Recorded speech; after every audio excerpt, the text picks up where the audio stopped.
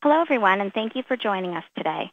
On behalf of Ingram Micro and Microsoft, I would like to welcome you to Microsoft's Windows 8 and Touch Devices webinar, highlighting enhancements and new sales opportunities for Windows 8 devices. My name is Dawn, and I'm your host for today's event. Before we get started, I would like to announce this session is being recorded, and you are all participating in a listen-only mode. We will be taking your questions, and I will announce the winner of the American Express gift cards at the end of the presentation. You can submit your question at any time during the presentation using the Q&A box on your screen, and we will also open up the line so you may ask your questions live.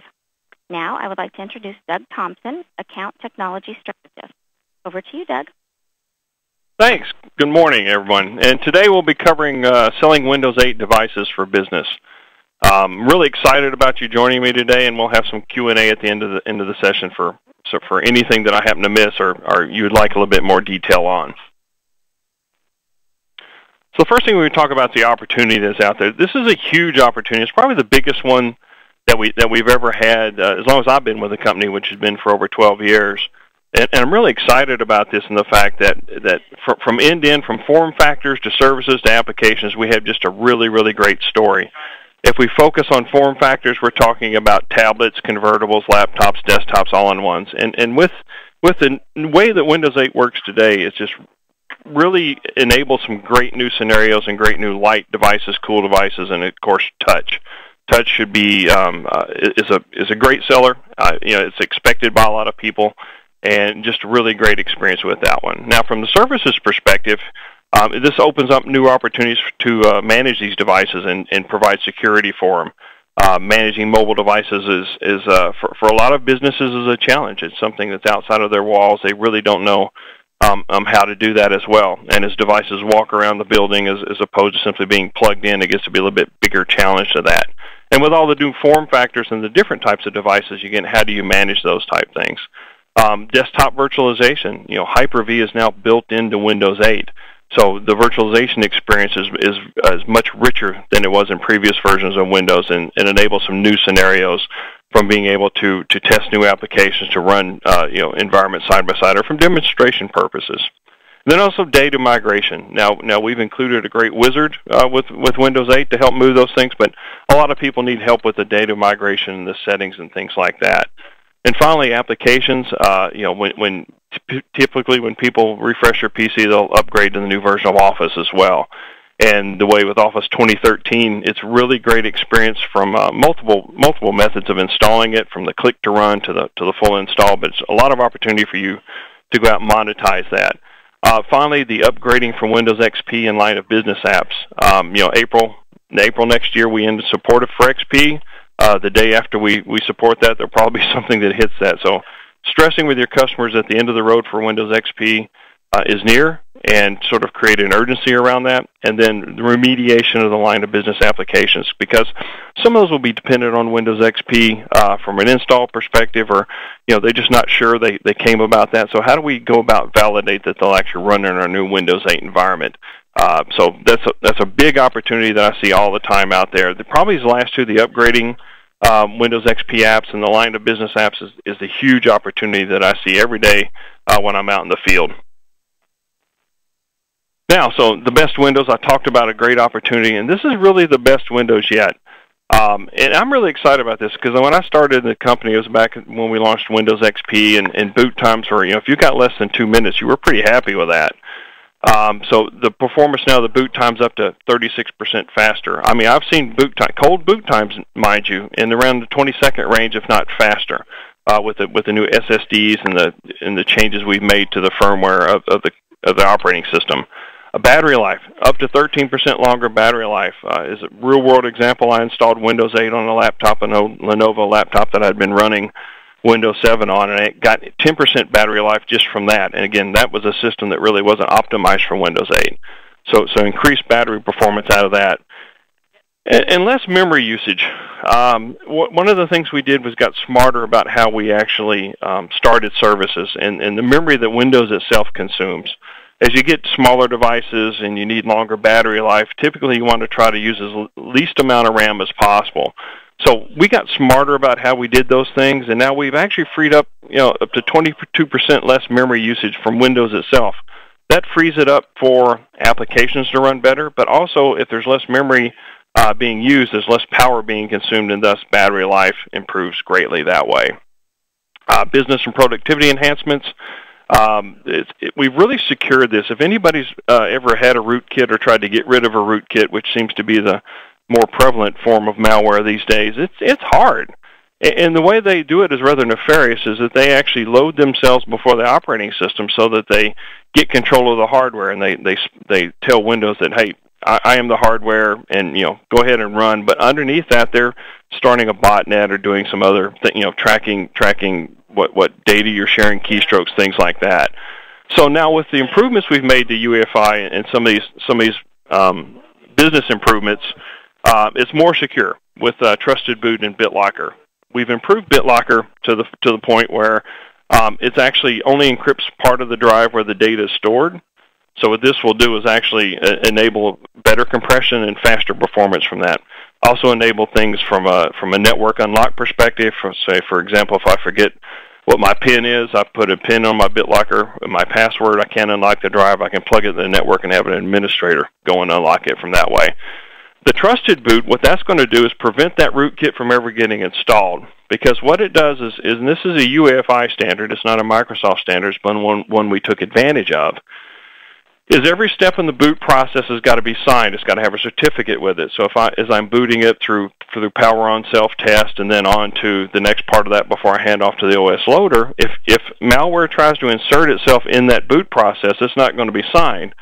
And the boot order then stops. It'll come up with a red window, hey, you appear to be infected, and you need to try to reboot or remediate this. So what this is doing is helping make sure that the malware doesn't get, it doesn't get installed in the first place, but if it does get installed, it helps mitigate the risk by not allowing you to boot and being exposed that way. And it's more powerful features we have. The File Explorer, we've greatly increased it, and the way search is embedded with everything, it's really a great experience. Everything's accessed off the Charms bar, or I can simply be at the Start menu and start typing. No more Start button and then run. I can just simply start typing, find the application I want. I can go over to the search bar, find any files that I want, and then I can search is just much improved. Storage spaces. If you had a Windows Home Server from a few years ago, we had the drive extender, if you will. So storage spaces is sort of the next iteration of this. So what it will actually do is go in and virtualize my storage to allow me more storage and take better control of my storage that way. So I can now don't necessarily have to worry about a physical drive as much as a storage pool, a pool of drives there that I can then store my data on. File history. I've actually used this last week when I back up my files, and it's a much better backup process where it's not necessarily backing up the entire system, because I can talk about this in a minute about how Windows has a refresh and restore option. But if I just want to save my files and get back to because that's the most important to me. Applications I can reinstall, things like that, but I want to back up my files. So I can actually use file history to back it up to either removable media, so I can plug in a USB drive if I want, or a network location. So I'm constantly, and I can set the backup interval of this going on so that I can prevent like a failure during the day. But also because it uses the snapshot technology built into Windows, I can actually go different versions of files. So if I happen to get into Excel file, my boss has sent me with this complex macro in there because I really don't understand Excel, I can, and I happen to delete a cell or delete some of the formula, I can actually go back and revert to the latest iteration of that, so that I can then get on with my work and my boss doesn't think I've just totally lost my mind because I can't seem to work the pivot table she created. Windows 8 Pro is the edition that you want to really focus on for business, and the reason being is because if you take the basic Windows 8, we add some features to it that in the previous versions we had Home and we had Pro and you had Ultimate. Now we've just sort of landed on Windows 8 and then Pro. And the Pro version is going to get you connected. It's going to give you the host for remote desktop. We're all familiar with that, where we can be somewhere else and remote back in using the desktop console. And this experience is much more secure and much faster than it was in the past, and actually will redirect touch. So if I'm on a touch device, I can actually use that and go in through a remote desktop and access my Windows 8 Pro desktop that way. Offline files, if I travel a lot, I can have some files that are offline that are normally on a network share, and I can work with them in that manner, much like you do a SkyDrive if you're doing it that way. Again, more protected. We talk about BitLocker. That's the full volume drive encryption. So I'm encrypting my entire hard drive. If I happen to lose it or somebody steals it, they have to know the password to actually get the system to boot. If they take it out of that system and try to put it in another system to read the drive, they can't do it because it's fully encrypted. So I'm secure, my data is secure to that. BitLocker to go is imagine your USB stick, because I know I lose about one of those a month. And if I want to carry my files on there, for example, maybe I had my file history on a USB stick, and I happen to lose that, then all those things are out in the open.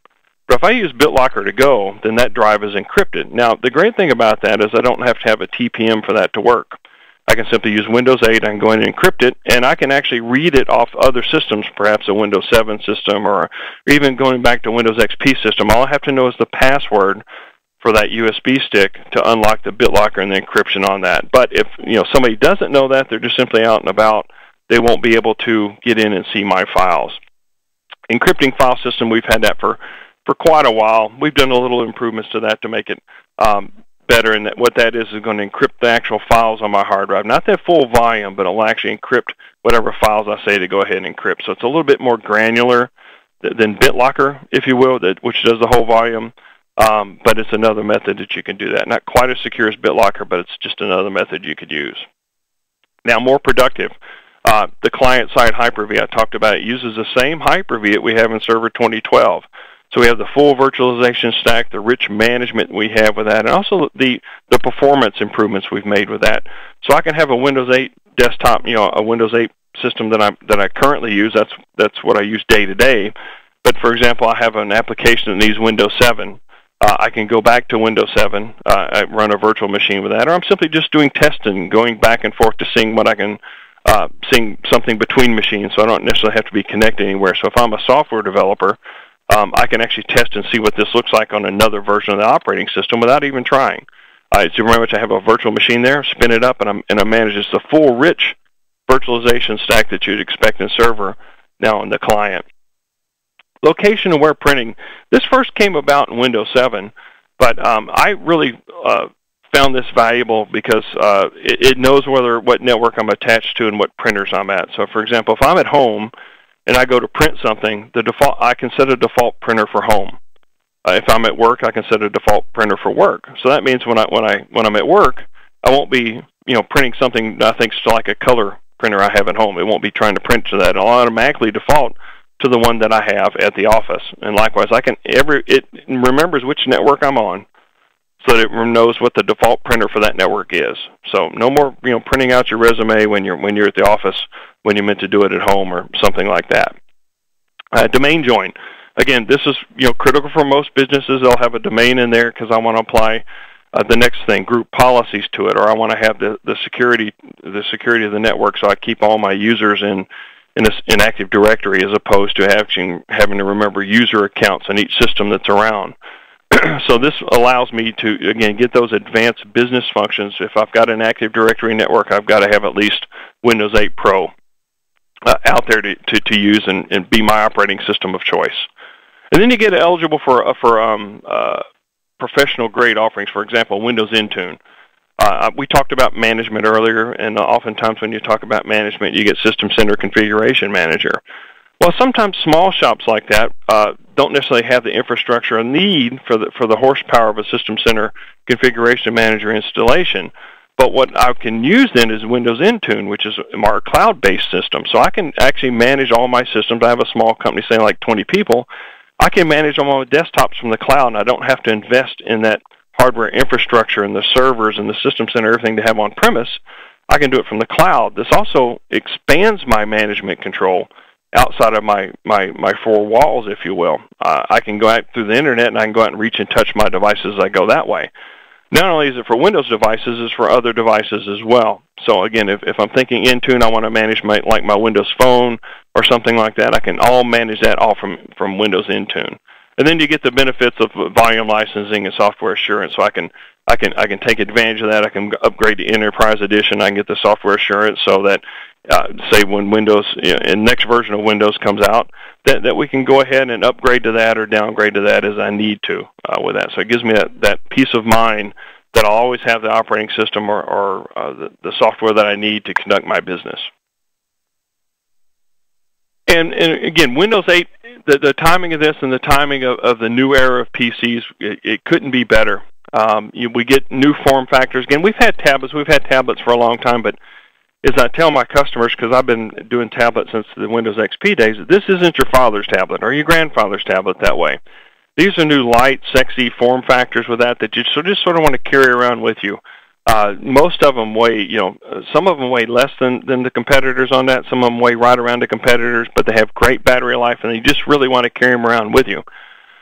But sometimes a tablet's not right for every location, and that's really the strength of the Windows ecosystem. And we'll sort of talk about, and you'll see this theme as I go across, is that as opposed to having to, and I want to use this analogy, if for the mechanics out in the audience, or if you're not a mechanic on it. When I was growing up, my dad was teaching me how to use tools, and there was a nut on this that I was trying to get off to I forget what I was assembling. I think it was on my bicycle, but there was a nut on there I was trying to get off, and I grabbed a pair of pliers. And with a pair of pliers, I could theoretically sort of get that nut off there, but it really wasn't the right tool for the job. So what I ended up doing is stripping out the nut and having to go. It created a whole lot more work. When there is a right tool for every job, in this case here, maybe if I'm using a tablet, maybe I want to use a wrench. So I've got a nice firm grip. I can open and take the nut off all day and all night, not have to worry about that. Sometimes I might need something a little bit more flexible, like a hybrid or something like that, where I can use a Crescent Wrench. So if you've seen a Crescent Wrench, it's a wrench that sort of adjusts to different sizes. So I have one tool. It works in various size nuts. It's not the best tool for every job, but it is a great tool for most jobs. So there's a slight trade-off there. And then bad analogy if you're not a mechanic, but you get the right tool for the job, whether it be a thinner, lighter laptop with touch on it, be it a tablet or convertible, or be it an all-in-one. The all-in-ones are really created for touch in Windows 8 with that. It's such an immersive experience on that. Have it out in your kitchen doing recipes, have it in a classroom where it's done in the center of the room where different kids can use it for reference or things like that. So edge to edge, the thing about it is the usage across all of them is exactly the same. You have Windows 8. You don't have a different experience on a tablet than you do on a keyboard device. Your shortcuts are still in the start menu. How you access applications, where everything is. It's all the same experience, just different ways of accessing them. So why do you want a Windows 8 device? I covered some of the things back in the back end of that, the security, the speed, the new form factors, touch, of course, and all that. But it's just a great experience. And we're going to go through some of the form factors and some of the really cool devices over the next several slides with that. And we'll start with tablets. And we talk about, they're just really, really fast, very responsive, whether it be on a Core i system, an AMD system, or it be on the new Atom-based system. But they all have longer battery life to go with you wherever you need to go. For example, if you get some of the Atom systems, I know we're going to talk about the ThinkPad Tablet 2 here. We'll be talking about the Dell Latitude 10, some of the others in there. They're approaching 10 hours of battery life with just a built-in battery. Then some of them, like the HP, has a jacket that you could put on, which will extend your battery life. So it's an extra battery to go with you. So very much an all-day workhorse, if you will. Take it to a meeting, take it wherever you want to go. It's very portable. And you can get the e-reader. They have the Nook app. They have the Kindle app. You can read PDFs. You can read all those type things. So you get that. No, you don't have to carry a second device for this. Multi-touch, again, and move between Wi-Fi, or because of the built-in wireless management, you can go from Wi-Fi to a 3G, 4G connection, a hotspot, and back seamlessly. It'll control the handoffs of it, do it very elegantly, and with the ability to identify a 3G and 4G connection as a metered connection, it's going to be very responsive with your minutes. So it won't do things like, as it identifies a network as a metered connection, it won't do things like download patches or updates while you're on a metered connection with that. So it's very a good citizen when it comes to the resources, and so you don't die of shock when you get that $2,000 cell bill for pushing down some patches or group policies that you didn't really intend to. Here's some of the great tablets we have: the Acer Iconia, the W510. I've used this. This is a great. If you use I used the W500 before, which was really a great form factor. This is even better, and I really like the removable keyboard with this one. It has a nice firm clicking sound there. In education, where I work primarily, students tend to like this. It's a great experience. So I can take the tablet off if I want to. When I want to just sit around and consume, watch some videos, read some books, I can have the top off. If I need to go in and knock out that term paper, I can put it back in with the keyboard, and I have that nice experience. I for one, have not yet mastered typing on an on-screen keyboard. I'm old school. I sort of need that feedback of a clicking key, or at least something responding to my touches. So this is really the best of both worlds when I'm looking to do that. Now, if you need a full, a bigger tablet, the W700, of course. Asus has got some great tabs as well. Dell, the Latitude 10, is really a pretty impressive device. Big in education with that one. Fujitsu makes some really quality devices. The ElitePad 8 900 with that it's really great industrial design. It's really cool with the aluminum machining that goes along with that. Probably my favorite machine, if I had to do that, is the Helix. Because it is a wonderful tablet by itself, and you plug it into the dock, into the keyboard, and you get the full Lenovo experience that you have with that, and just extraordinary battery life. Because actually some of the design of this is actually the keyboard. The battery that's in the keyboard will actually keep the tablet charged. So when you pull it out, the battery in the tablet piece is always fully charged. So it's a pretty cool technology with that one. The ThinkPad Tablet, too, it's got the pen with it. Very nice, very elegant, something you'd expect from Lenovo. And the one that I probably really need is more of the ToughPad, because I tend to drop things. It's very rugged. It comes from everything that you come to expect from Panasonic with the rugged devices. Now, that was the pure tablets, and that had some of the hybrids where you're pulling the top off. The keyboard's detachable with that. Now, in the convertible standpoint, this is technology that's been around for a while, but I think they really sort of hit upon it because we've got some better materials to make the cases out of now. Hinge technology has improved a great deal, but if I'm afraid I'm going to lose a piece, or I don't really need a tablet in any given workflow, for very long, I don't need that lighter weight, then a convertible's a better way to go because it's all sort of in one. I don't have to worry about losing anything. If you're like me, I've got enough components in my bag. I don't need to necessarily have a separate keyboard and a tablet piece. So this is the Crescent Wrench, if you will, of the models that we talk about. You get all the power and productivity of the laptop, but I can get down to that tablet when I need it. So I can turn the display around, lay it flat, so I can write on it with a pen. If it has a digitizer, I can sit with it in my lap to use it to consume type things. Or if I'm standing, it's a lot easier to have a tablet in my hand. In the tablet form factor than it is trying to type on the keyboard. So I can do it with that. And usually I get a little bit better battery life because the keyboard provides a little bit more room to put a little bit larger battery in as well. Now, the converters we have, the XPS 12. Dell kept the great technologies that they had in the old Dell Duo, the hinge of that, which was phenomenal, and they carried it forward into the new XPS 12. I was really surprised at how rigid the frame actually is. I saw how thin it was. I was a little, this could twist, but it's actually a very, very solid experience with that. I really like it. It's very simple. Nothing to really twist and break. I'm a twisty, breaky type thing, but they did a very good job with that. Now, the HP EliteBook Revolve and the Lenovo ThinkPad Twist, so these are all, they have the center twisting piece, if you will, the center hinge with it. But it's beefed up. It does a better job, and because I can use more lightweight components on the other pieces of it, it's really a better experience from that. Samsung, they've got the Smart PC and both the 700 and the 500.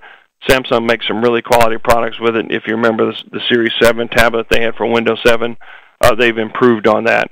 And Sony Vaio, the Duo, has sort of got the old. It's got a unique hinge for it. It's sort of like the old flip phones, if you will, where you slid up and had a keyboard underneath it and you can slide it back down. So just innovation going all around, built on great quality hardware from our partners. Now, finally, when we get to back to laptops, and this is more the traditional, not finally, but we have desktops, but mobile, mobile systems are a preponderance of the things that are sold out there, and sometimes some people just don't want that convertible. They want a laptop. But I'll tell you what, they'll want a laptop and they'll want it with touch. I use mine. I have an Asus here, which you'll see in a minute. I have the ZenBook, and I don't twist it around, but I use it all day. But I find about a third of the time I'm actually still reaching out and touching the screen. For example, if I'm in Outlook and I want to send a mail, I'll just hit the big send button on that. Or if I want to browse through web pages, I can do that. So you'll be amazed at how often you actually touch your screen on just a regular laptop with that. But again, it usually has higher processor powers of that because, I've got the case, it's firm. I can do the thermals better where the heat dissipates. I can usually have higher quality speakers with these because I have a little bit more room to work with. But they're not heavy. By and large, most of them are around 3 pounds. You can get some of the bigger ones, with the heavier duty graphics, bigger speakers, bigger battery, things like that. So yeah, you can get them a little bit heavier. But by and large, they're very carryable, if you will. I'm happy to have it in. I pull the Asus out every time I get, because to me it's sort of like having a nice Coach purse. It's people notice it, they want to ask you questions about it. Not that I carry the Coach purse, my wife and daughter do on occasion, but you get the point. They'll ask you questions about it. Of course, I'd probably get more questions if I was carrying the Coach purse. Some of the laptops we have out there, again, Asus. I use the ZenBook, the UX31A. Love it. It is aluminum. It's just a downright sexy device. Dell's got the new Latitude and the XPS 13, so a little bit bigger version of the 12 without the convertible. But again, I can touch these things. HP does a great EliteBook. Samsung, has touch with it as well. And the ThinkPad Carbon Touch. So if you're a Carbon fan, you have that. And if you notice on here, I said the Dell had touch. I was mistaken about that. If you look for the ones with the fingers on here, these are the devices that have touch. It's a little circle with a finger on that. But even if you don't have touch with it, Windows 8 on a laptop just makes sense from the boot times, the battery life, the security of it. It just really makes sense to go. If I can cold boot my system in less than a minute, from that, or even the standby lasts for hours with this, it's just a much better experience and really what I expect my computing experience to be. Now we talk about desktops and all-in-ones, big screens, lots of power, memory. I kind of like not having a tower under my desk. With that, I like everything up above the table, if you will. But it's just great, and the screens just really want to be touched. They're out there. It's big. It's engaging. My grandkids came over the other day. I had peanut butter and all kinds of fingerprints all over my screen, but they just get it. They go in there and they touch it. Lots of power, lots of storage, easy to expand, and a lot of times just sort of makes a nice addition to the room, if you will. A couple of the things we have on this one, the Dell Optiplex is really great, and then the Lenovo ThinkCenter on that one. Those are some great products that are out today. Again, they would have a wireless keyboard with that, so if I needed the keyboard, I would have it. And then the little smaller workstations. And because Windows 8 is better with power, I can actually have smaller form factors of cases because I don't have to worry about cooling as much. Even with the higher-end processors, again, some of the gaming rigs, of course, you're going to overclock, you're going to get out there, you're going to do some of that, you'll need some extra cooling, but I can make a nice, thin business desktop that just fades into the background. But it's very performant, very reliable. So again, I talked about the Crescent Wrench scenario here, so it's a device for every customer need. And this is really where you need to start work, because a lot of times they'll say, well, I want a tablet. and if you try to put a tablet to do the wrong workflow, it's going to be a frustrating experience. For example, if I've got to have if I do these 10-page white papers every day, I've got a lot of typing, and most people aren't very comfortable with doing that much typing on an on-screen keyboard. Then I've got the sort of inconvenience in this case here of carrying a secondary keyboard with me that I need to worry about. So in that case, a tablet's probably not the right thing for me. But if I'm like a sales representative and I go out and I have an order sheet where I'm taking orders all day, I need to show a catalog. I don't really do much typing. My applications are sort of web-based, and they have big buttons I can type in, do what I need to do, fill in the fields. A tablet makes sense there. And again, the app. So identify the scenario, find out what they're trying to do. How are they using technology today? The first question I usually do when they ask me, well, can I see a tablet? And I said, well, what workflow are you trying to enable? What are you trying to improve? What are you trying to do? You got to get that in your mind first so you can give them guidance of really which is the best device for them. Again, but keep in mind, at the end of the day, after these 4 steps, you're still running Windows 8 on it. So they could have 5 different workflows, 5 different hardware pieces or platforms that they're using, but it's all still Windows 8. From a training perspective, you teach them Windows 8. Regardless of the device, they'll figure out what to do. And the new Office 2013 is very touch-friendly, so you can have that on a tablet, you can have it on a desktop. Really doesn't make sense. It doesn't make any difference with that. After you've identified what they want to do, say, hey, what are some new things that you could do? What are something that you really wanted to try to do for a while that you think that might work? They use the example of clipboards and note cards or notebooks on here. So, what is something you're trying to do? And then sort of, again, fine-tuning what they want to do with devices that best fit it, and then, help them choose the right one. Because then you can pick, okay, look, this workflow needs a tablet. Here's all our companies, here's all our OEMs that are making some great tablets. Find the one that fits your budget and that you like the best, or that's on your buying list or what have you. You let them sort of set the criteria once you've determined what the best device for them is. Then let them decide, which the best device or which manufacturer is best to buy from. And again, here's some examples of that and questions to ask. Are you out and about? Do you travel? Are you rarely in an office? These are great things for a tablet, or sometimes, again, if I have to do a lot of typing, then I'm probably going to look towards a convertible or something like that to go, or something with a really, really good dock like the Helix on that one. So these are things that I want to think about. Again, questions you can ask. These are great things that you can go back and ask, and the type of people that use them. If you're virtual, mobile, or professional in this one, they got the executive office worker. This probably fits the widest breadth of people with this. Do I spend all days in meetings? Do I need a PC? So again, longer battery life is going to need to come into play here. And do I need a keyboard for most of my work? So again, going back to a convertible or a laptop may be better than a hybrid or a tablet in this. And then, again, these things are great. I like Airline Pilot or Inline Flight Crew. There's some airlines that actually are using Windows 8 tablets to go in and give better service to the customers. They were using this in first class. With that, healthcare, I used to be in the healthcare vertical for a long time, so standing and a nurse taking notes. You can use the pen for signatures. Manufacturing is a great place for that because I can actually be mobile with it. Think going back to the plane situation, I've got a mechanic going around detailing, hey, yeah, we need to replace this wing, we need to replace this tire or something. I can actually go and carry the thing with me with that. In retail, of course, we've probably all been into a market where somebody's used a tablet of some sort to sell me something. So that might be a good thing for that. And again, we sort of break this down even more. Power and style. So if you like style, it's got the Asus on here. Again, I really like my ZenBook. I am pretty much most of the rest of my life, I don't have much style, but my PC, I do have that. But in an ad agency, you want something that looks a little bit different, a design shop. Again, you want something that says something about you, rather than simply this white piece of plastic that has a display that everybody else has. I become one of the crowd. So let's do something a little bit different with that. Home office, can I need that flexibility? Is it something I can take to go? Am I proud to take it with me? Is it does it fit my lifestyle? That's always questions that you can ask yourself with that. So now we're going to cover some of the featured devices we have. And again, I've talked about some of these things, but I want to give you some specs on some of these things and sort of tell you what it means.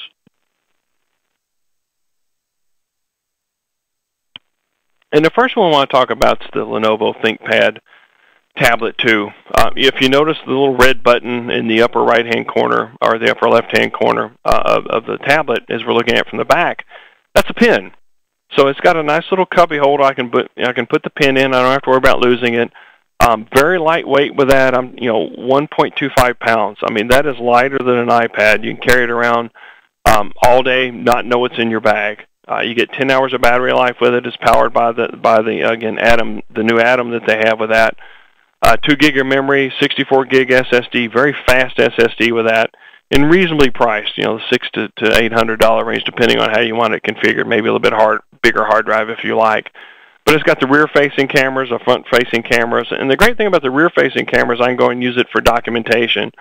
So if I'm on the move and I'm a home inspector, I can go out and take pictures of the house with my tablet, and then go on and make little comments on the screen with my pen, or I can type on it, hey, this eave needs to be fixed, or there's a hole here, I see termites, and I can actually go on and so instead of carrying a camera and a notebook and a PC, all in one device, I have that experience. I can carry that with me and get my work done as I'm going along with that. So it's a great device. It can be companion, or again, if you're an executive or something like that, they're just on the go. They really don't do a lot of their own creation, heavy creation with the keyboard and stuff. This is a great device, but it has Bluetooth. I can, you know, get a keyboard with it. Not a blocker if I want to go with that. The ElitePad 900, again, this is pretty durable. It meets mil specs right out of the box without any casing and stuff with it. So it is actually machined aluminum unibody. I mean, it is rare. Even the buttons on the back are aluminum. It is just really, really cool with that. About 1.5 pounds, a little bit heavier. Again, some of the ruggedization stuff that comes with it. It's got 2 gig of RAM. You can do Wi-Fi with it. 3G, 4G if you need to with it. Atom processor, again, $600 to $800 on that. I'm very impressed. Everybody I show this to just really likes the industrial design of the aluminum finish with that. Looks very, very, very classy, very modern. The ThinkPad Twist, now we're getting into the convertible, and you see it here in the sort of the collapse mode with this transforms into a laptop. If you're on the go, again, if you sort of vacillate between 2 usage models, standing and need a tablet, something like that, or I simply I can actually stand it up and have the tab on a plane. I can have the keyboard sort of facing away from me and the screen up and watch a movie. A little bit heavier, 3.4 pounds, 7 hours of battery life, 500 gig. So this has got more of the traditional hard drive, if you will, not an SSD with it, so more storage if I'm got a lot of media or something like that, and it's got a Core i processor in it, so good performance with that. The $800 to $1,000 range on that one. Again, it's made by Lenovo. You know you're going to get some good quality out of that. The Carbon Touch, this is a bigger screen on this one, 14 inches than most of the tablets or laptops that you see. Thickness is less than an inch, very, very thin with that. I actually do a demo where you can actually pour water in the keyboard. It has port. I saw a demo once that had ports where it poured out of the back. Not that you'd want to do that, but if you're spilling your coffee, it might not be a bad thing to think about. 8 hours of battery life for an i5 or an i7. You just can't beat the battery life. And the screen on this it's not a glossy screen. It's somewhat of a matte screen, so for some reason fingerprints don't seem to show up on it quite as much.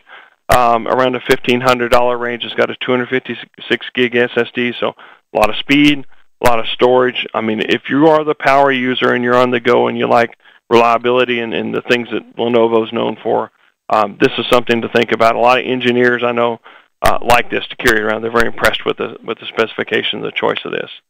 The EliteBook Folio, again, it's an enterprise. It's got a dock that comes with it. A lot of these laptops don't necessarily have the dock, so if you're accustomed to going into your desk and plugging in and having your 14 monitors sort of come up to speed and simply be there, plug in the LAN and stuff, then you need to consider if a dock is a necessity or not.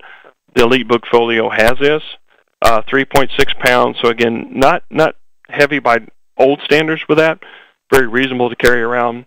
Again, 8 hours of battery life, not very thick, again, 0.73 when it's closed, again, a 14-inch screen. This comes with 8 gig of RAM.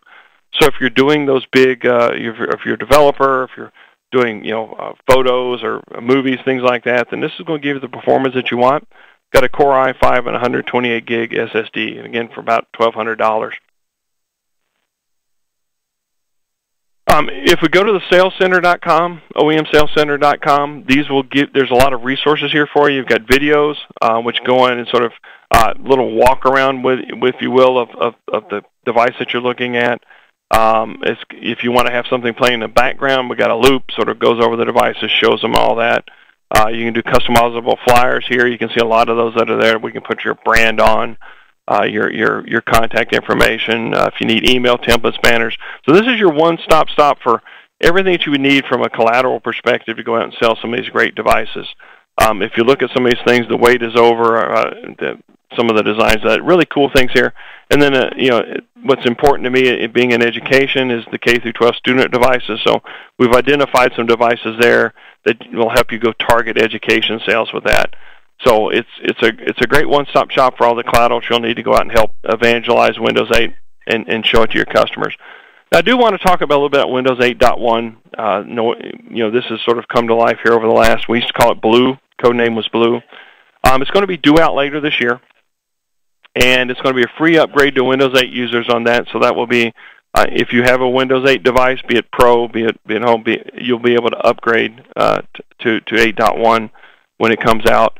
I've pasted a link here to get the updates of that. It's the old Windows 8. If you just search for blogging Windows, this will actually keeps you up to date of the changes in Windows 8.1. Some of the things going on. They actually have a video sort of going through. They showed at Computex going through Windows 8.1 in action, what it looks like, some of the changes they made with it. So that's the place you'll need to go here to keep up to date on it. And the preview will be available at the end of the month on the 26th in conjunction with the Build Conference. So that's our developer conference up in Seattle this year that'll be taking place on the 26th. And so that's where you'll hear more about it. There will be a lot of updates, and you'll be able to actually get your hands on it. So get the Windows 8 device today, and you'll be ready for 8.1 when it comes out to start testing it. There's no need to wait for 8.1. To buy a device, because there are some killer devices out there which only get better with 8.1 on it. Thanks, Don. While we're waiting for that, I'd like to announce today's winners of the American Express gift cards. The first winner is Barbara Walensky with MRW Systems. You are the winner of the $100 American Express gift card. Mary Coons of Advanced Concepts. You are the winner of a $25 American Express gift card. And Rick Moore of eNet Systems. You are the winner of a $25 American Express gift card. Thank you all so much for joining. We really appreciate it. Well, again, thanks, everyone. And if in the meantime, if anybody thinks of anything, please feel free to email me, and I will make sure I get that question over to Doug, and we can get that answered for you. We appreciate all of your time today. Have a wonderful afternoon.